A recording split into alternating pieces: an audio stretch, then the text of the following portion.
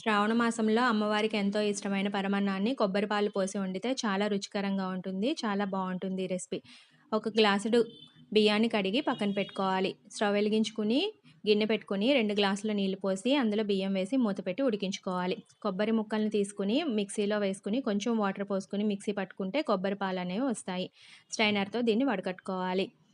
ఇప్పుడు అన్నం ఉడికిన తర్వాత ఈ కొబ్బరి పాలను అందులో పోసి సిమ్‌లో మూత పెట్టి ఉడికించుకోవాలి. ఇలా ఉడికించుకుంటున్నప్పుడు మధ్యలో కొంచెం పంచదారను యాడ్ చేసుకుంటే పరమాన్నం అనేది చాలా తియ్యగా ఉంటుంది.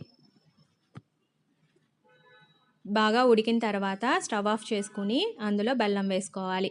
వేడి మీద బెల్లం అనేది కరుగుతుంది కాబట్టి బెల్లం ముక్కలు వేసుకున్నా ఇబ్బంది ఉండదు. స్టవ్ వెలిగించుకొని ఇంకో చిన్న బాండీ పెట్టుకొని నెయ్యి వేసుకొని డ్రై ఫ్రూట్స్ వేయించి పరమాన్నంలో కలుపుకుంటే చాలా టేస్టీగా ఉంటుంది. లైక్ చేయండి, షేర్ చేయండి, ఛానల్ని సబ్స్క్రైబ్ చేయండి.